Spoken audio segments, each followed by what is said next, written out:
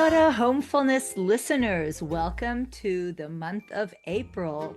Our theme this month is around belonging, designing connection with neighbors, which connects to the theme that Common Ground works on around building connected and collective living, which also leads to affordable living because there's more sharing and reciprocity, and to the permaculture ethics of people care. Now, I wanted to share with you about how I am revising the Homefullness show to be more practical and more relevant to you. The way that I'm designing the show is that we're going to have some episodes where you can integrate the information in your own life, wherever you're living right now, so that it becomes really relevant. And then talking about some systemic things that move this whole paradigm of housing that is more connected and more sustainable, more resilient, that we can do this also through the Homefullness show.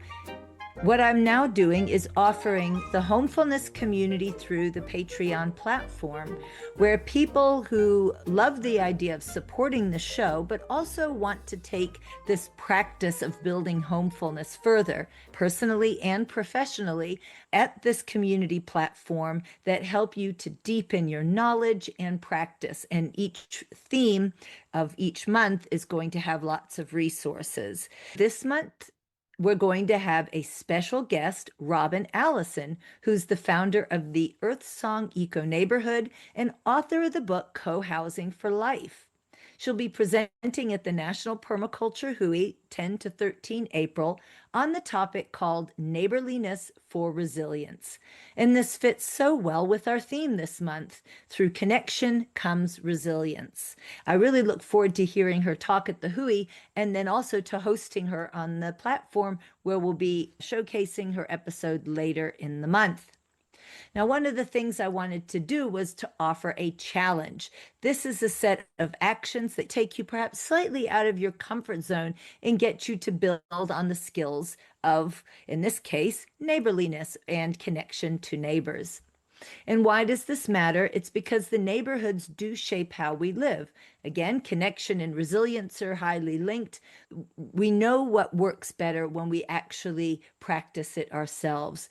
And this is something that we can do personally and professionally, going from people who are strangers to creating a real sense of community. So our Neighbor Connection Challenge is around making new connections with the people around you. You don't have to wait to join an eco-village or an intentional community. But what might be feeling to get in your way to introduce yourself to your neighbors? Do you feel like you're always missing each other? You've got different times of the day that you're outside, your own busyness, maybe a fear of being rejected by somebody who's never looked your way. Maybe they're of a different culture. You're not sure how to greet them. And probably a lot of it is due to poor design just of the neighborhood itself. Having houses with driveways that go right up in a car garage where people can just pull right in and pop into their house really doesn't help to be able to create neighborliness, where you have to go beyond your comfort zone to be able to greet people. That's the movement that we want, is to create neighborhoods where the design of the built environment actually intentionally helps around those social connections. But if you're living in a place that's not like that, let's look at some of the things that the challenge will invite you to do. To start small, you can pick from a number of options. You can just smile and say hello. You can reach out to learn your neighbor's name and something that interests them. If you even just spend time outside your home when you think a neighbor might be around, it allows for a more organic connection. And of course, taking a walk around the neighborhood itself. You can compliment your neighbor on something. Maybe it's the garden or their pet or even something they're wearing. Could you ask a small favor to borrow something? Might you invite to a cup of tea?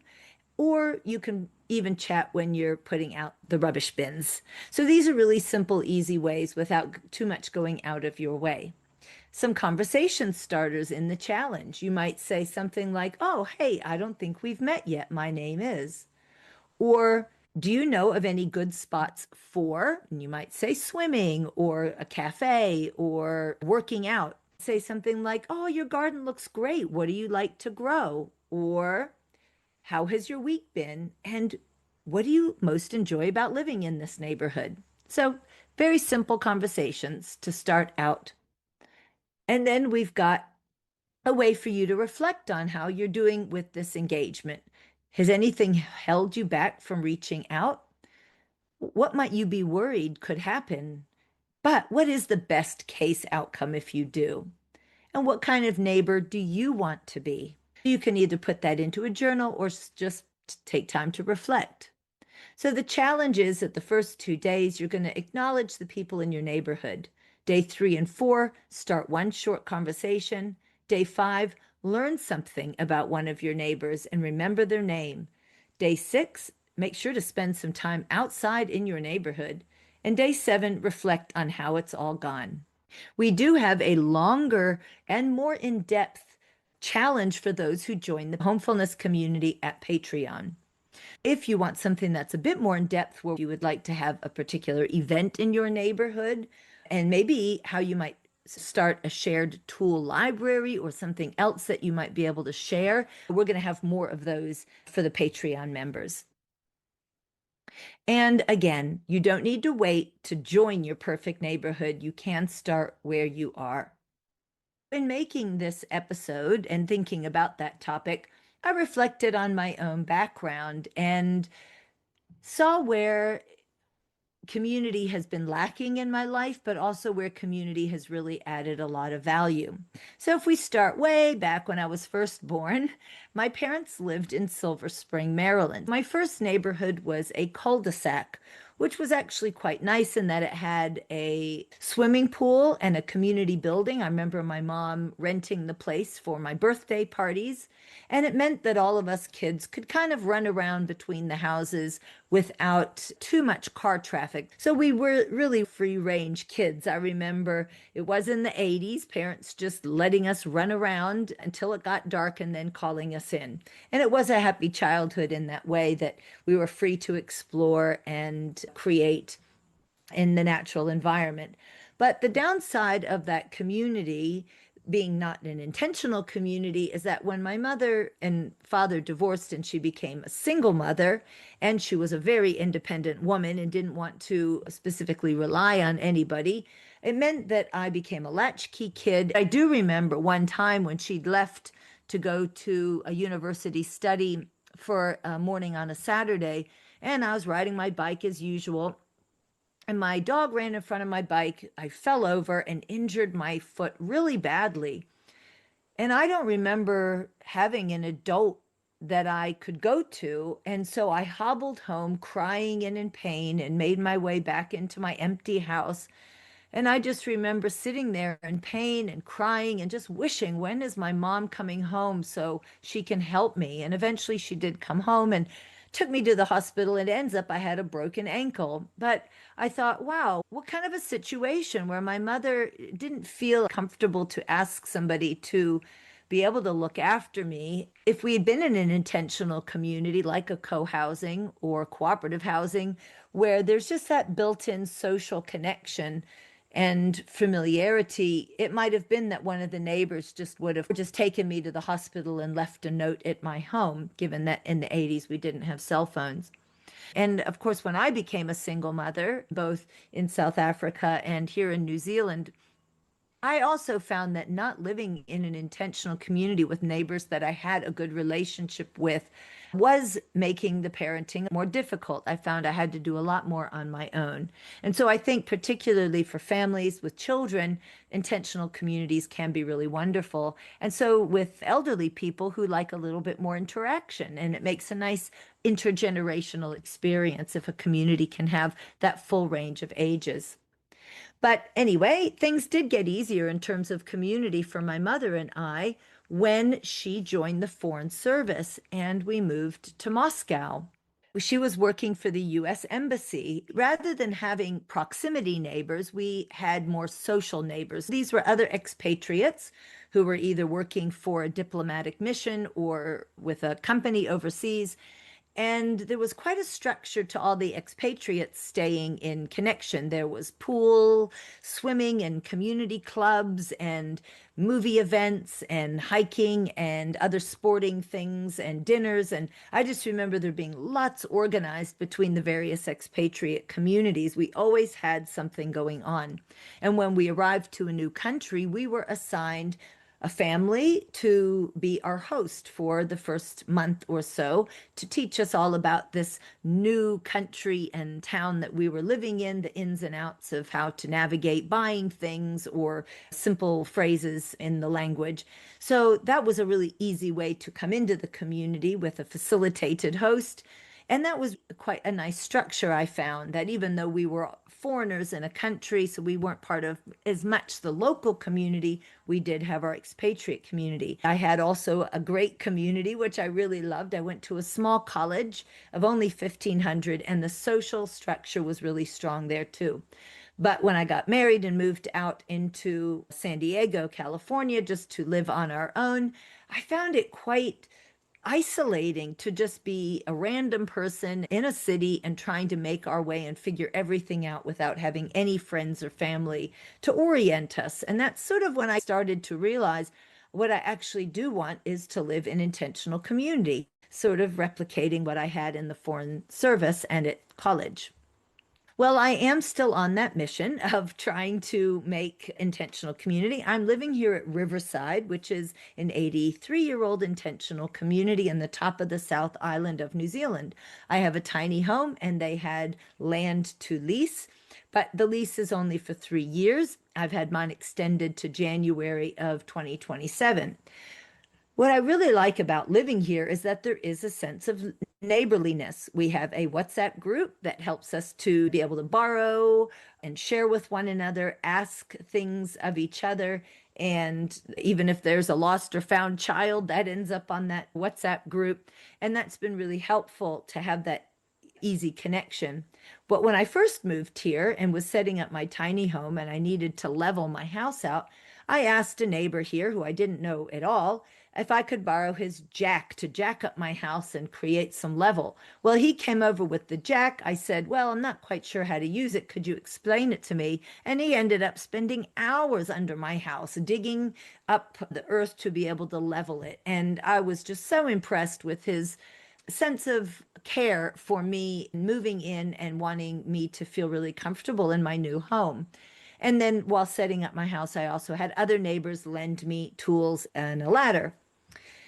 And about 2 months after moving here, I hurt myself really badly. I fell down my stairs and injured myself so much that I could hardly move my head and my arm. And I reached out through the WhatsApp group and said, oh, I really am struggling. And I had an offer of someone to bring me a large amount of chopped kindling. That was a teenage boy. And another offer from a woman to come and do my dishes and clean my house. Wow, I was just overjoyed. I'd hardly even met these people, and they were offering themselves to help. And then last night is a case in point as well. I went out to a concert with my friends. We had made dinner and we all thought the other had turned the oven off. And when we got to the concert quite far away, I had this inkling, oh, we didn't turn the oven off. Well, I got on the phone, found a neighbor. She offered to come running up to my house and turn off the oven. So yay, we didn't come home to a burned meal. The other thing which I like about living at Riverside is that there's a weekly community meal. There's a hall, and there are people who show up to make food. A lot of it, the ingredients are from the food garden on site, and whoever wants can show up. So some residents living here, some wider community, and it's a great way just to touch base.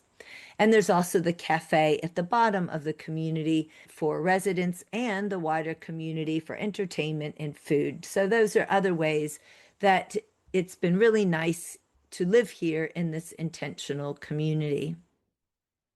And in South Africa, I also lived in an intentional community for about 9 years. Half of those were great, and the other half were terrible. The first half was great because we were all new to the community and really forming it into what we wanted it to be. We had seasonal celebrations, equinox and solstice, where we'd have people, our friends, show up and bring food. We'd set long tables and decorate the tables with seasonal decorations and share food and music and stories. And sometimes we do performances. And it was really great, those seasonal times. The other things we did together was home educate our children, taking turns to teach the children things, planting and harvesting some crops, sharing our medicinal plants or food that we were growing, looking at other wider land care like fire management. And when the children went to school, we shared driving them because it was so far away. So those are the great things about our intentional community. Now, the downfall was such that actually the ownership tenure model wasn't right. We didn't put it into a trust, and we didn't actually have secure titles, those of us who lived there. So the breakdown, yes, was social, but I think in the bigger scheme of things, it was sort of economic and legal. That was the rocky foundation on which we had built the community. And I have to say, the worst neighborhood relationships that I've had have been in New Zealand, actually. In Hamilton, we unfortunately bought in a gang area, and we were literally right next door to a gang house where they were drug dealing. There was a lot of domestic violence where we had to call the police regularly. Even on our first week there, we had the police do a raid of the place, and they were running around, and they had somebody on the front lawn, and my car was stolen from my driveway. We were threatened, and it was very disturbing when we were hearing the domestic violence. That was the worst neighbor I've ever had. It was really not possible to make good connections because of the drug use and the criminal activity. But also, my time in suburbia in New Zealand has also felt quite isolating. It's just people living next to each other, and my tenure has never been that secure anyway. So I've always moved on before I've even been able to make really good connections. Again, that's another layer of the problem with housing here in this country is the rise in rents or the rise in mortgage rates, which make for really difficult to stay in place if things get too expensive. Again, that's for another episode, but it doesn't help to create good neighbor connections when one doesn't know how long one is going to be in a particular home. So having security of tenure is another thing that I really care a lot about, because that allows people to put down roots and really make some strong relationships with where they're living. And my long-term aspiration, because I have to leave Riverside, is to live in a thriving eco-village. I'd like to create such a thing, and maybe one day I'll go live at Narara. If you're interested to hear about the Narara eco-village outside of Sydney, you can listen to the previous Homefullness episode where I interview Lyndall Paris about how she created the eco-village and what it's like to live there. She says that kindness is one of the top values that she feels while living there as a neighbor herself. And then I also have an interview with Stephanie and Tristan of the Peterborough Housing Cooperative, and they talk a lot about neighborliness and helping each other, doing things together. Collective housing is so they have that sense of support and belonging and kind of a security and resilience from those connections. Now, one of the podcasts that I follow is also about an intentional community called Serenbe, and the name of their podcast is called Serenbe Stories.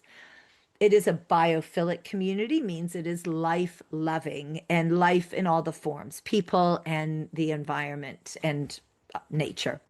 It's near Atlanta, Georgia, and it was intentionally designed to be socially connecting. So they highly value good neighborliness and to be ecologically sustainable and also to be regenerative, to bring more regeneration to the bigger region. So it is a rural area, and they would love to keep the rural culture through being able to foster people staying in place and using their land in regenerative ways.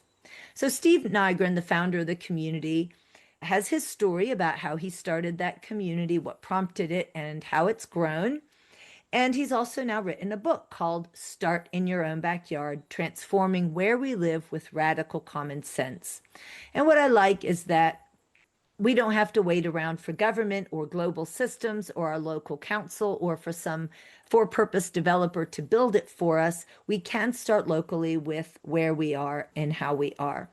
So he is trying to combat the loneliness epidemic and the environmental damage and also the unwellness that in general people have, particularly in America, that come from poorly designed communities. So he has created Serenbe to be human-centered and nature integrated.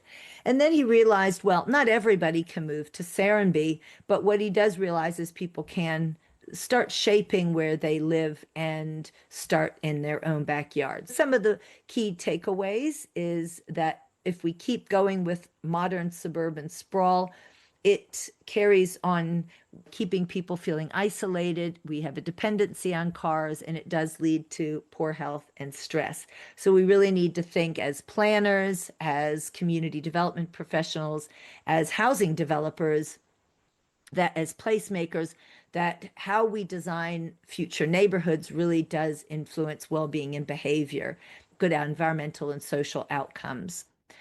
And the way we have our built environment disconnects us from nature. I've spoken about how our garages people pull in and we can't meet our neighbors so easily that way. And then we don't have a lot of local food systems where we can just go out and grow our own food. We're disconnected from our own food. A lot of it's imported from we don't even know where. So good neighborhoods actually would have those things embedded within them. Designed for nature, designed for people connection, and designed for local food systems, whether that be enough for people to grow their own or community growing spaces. And to integrate nature is not an optional, and it's not just about providing a playground, it's actually providing all the different ways in which nature can come through with natural plants and wetland systems. It should be actually embedded within the infrastructure itself.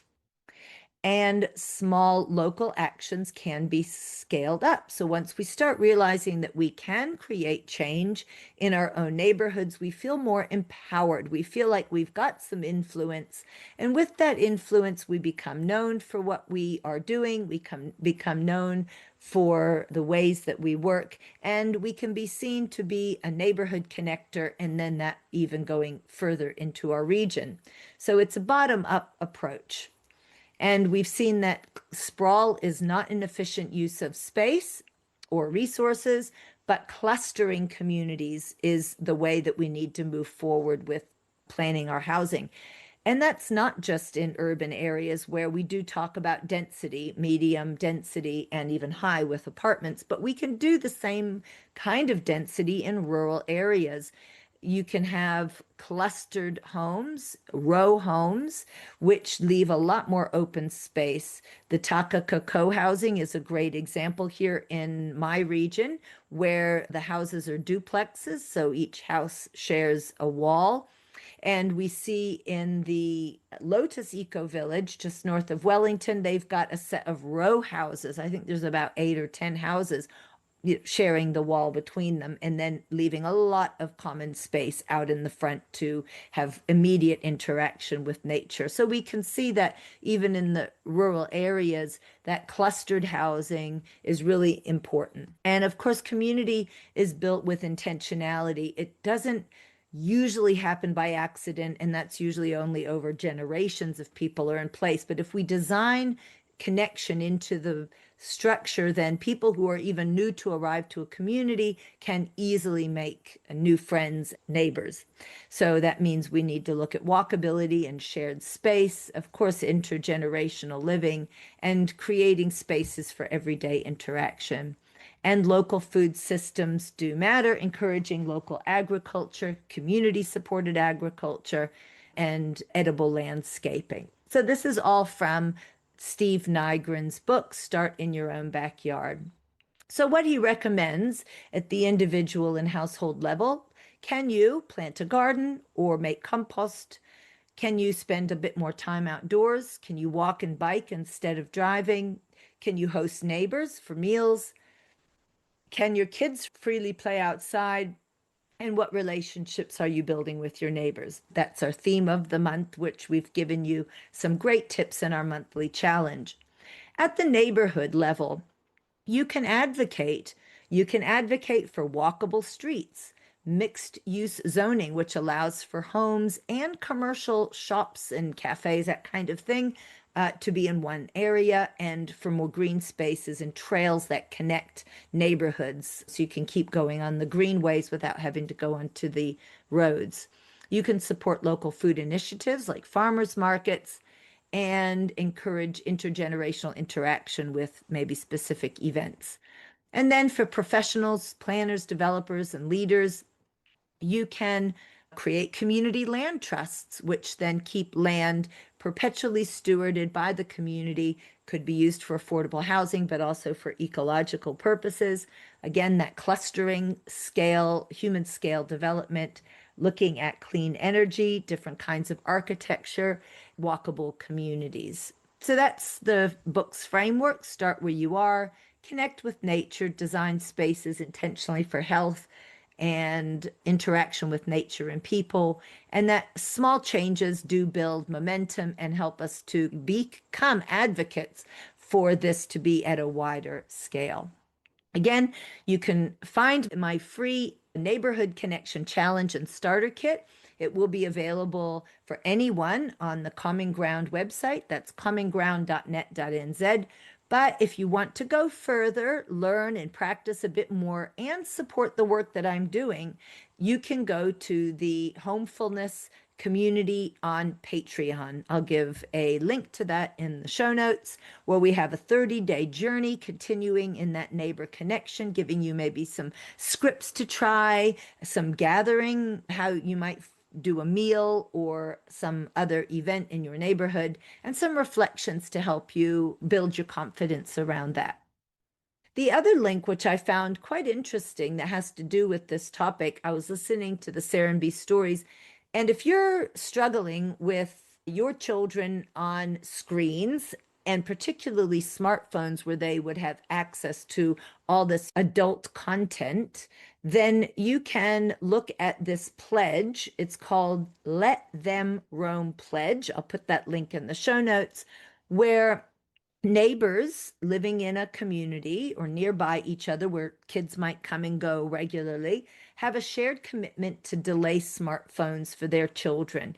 With collective action, it makes individual choices for parents more sustainable. And it means that when children visit the neighbors or their friends, all the parents who've signed this Let Them Roam pledge can feel secure in knowing their children are not exposed to adult content.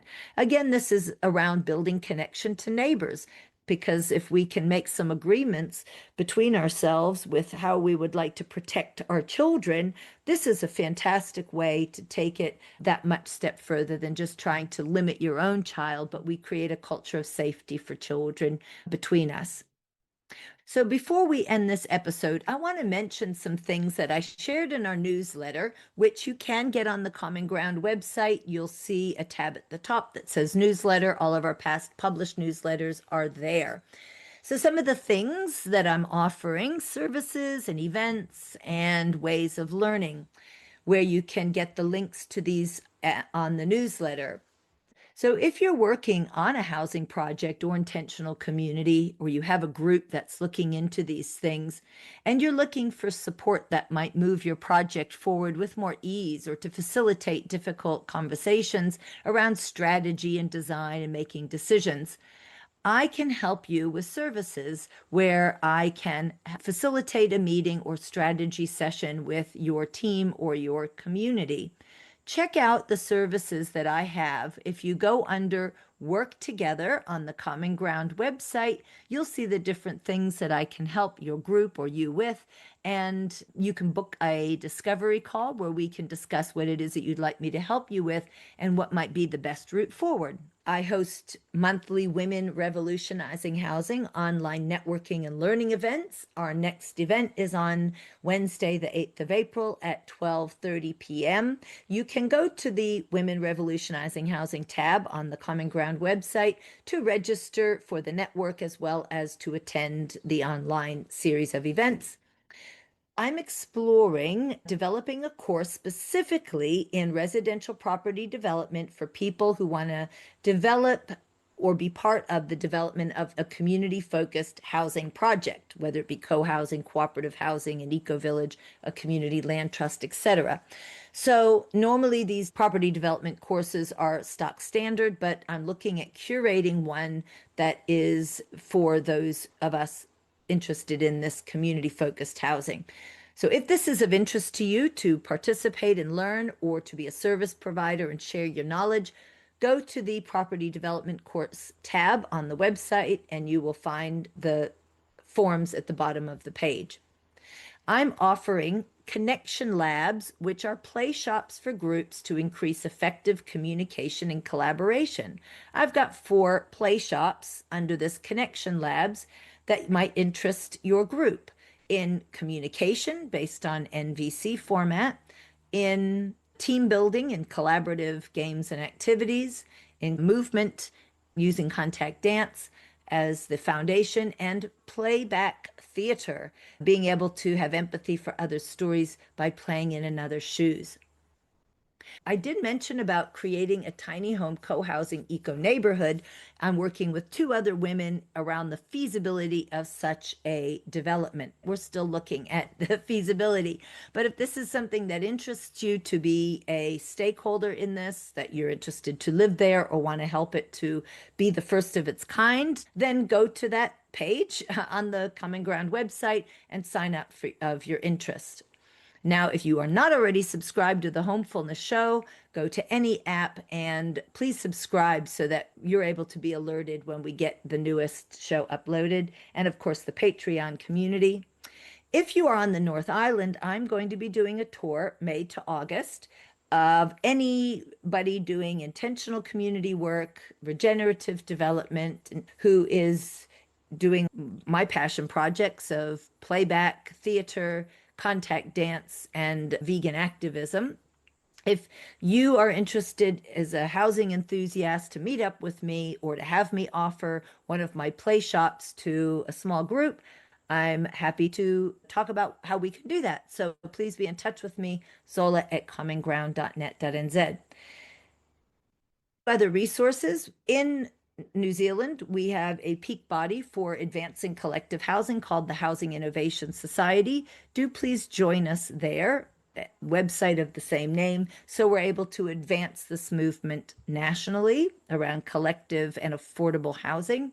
And then other resources that I share on that newsletter is the Global Eco Village Network for folks particularly interested in eco villages around the world to visit or to learn from. And then a Foundation for Intentional Community. They offer lots of short courses so you can learn all the things about what it's like to live or form an intentional community. And also it's a directory where you can visit or join communities that are in their directory. So stay tuned. We're going to have future episodes with Robin Allison with her Neighborliness for Resilience topic.